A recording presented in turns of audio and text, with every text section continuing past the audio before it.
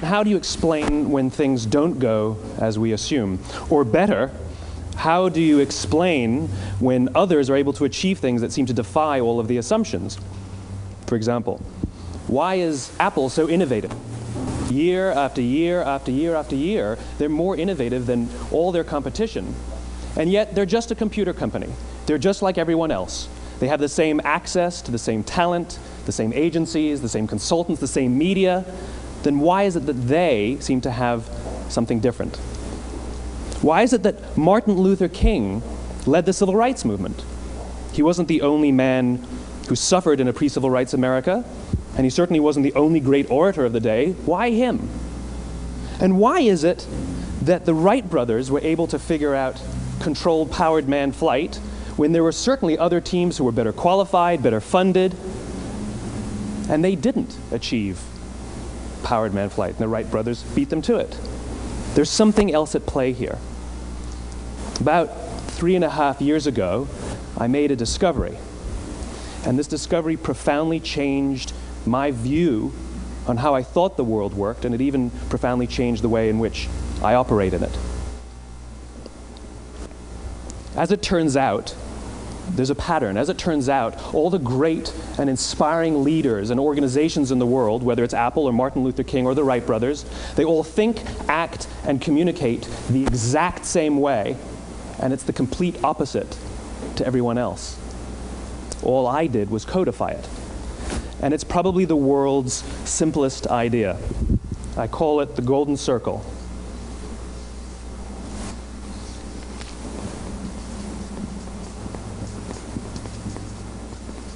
Why, how, what? This little idea explains why some organizations and some leaders are able to inspire where others aren't. Let me define the terms really quickly.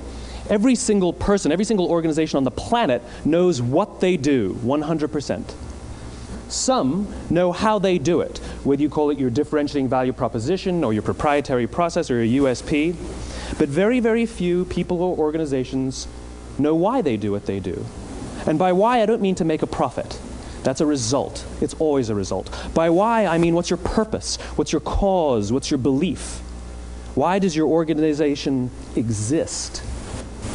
Why do you get out of bed in the morning? And why should anyone care? Well, as a result, the way we think, the way we act, the way we communicate is from the outside in. It's obvious. We go from the clearest thing to the fuzziest thing.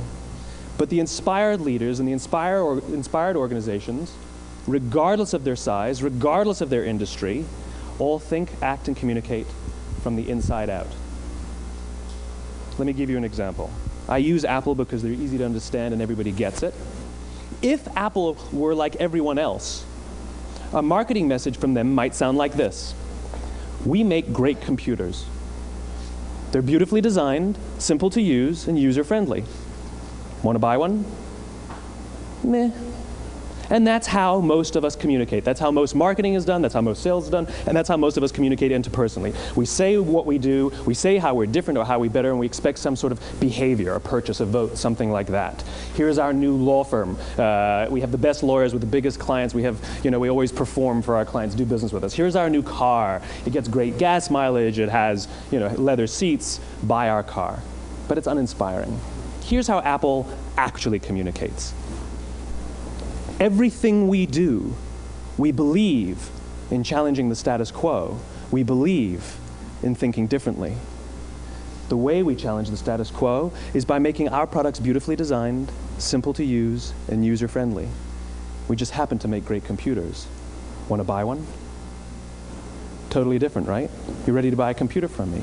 All I did was reverse the order of the information. What it proves to us is that people don't buy what you do, people buy why you do it. People don't buy what you do, they buy why you do it.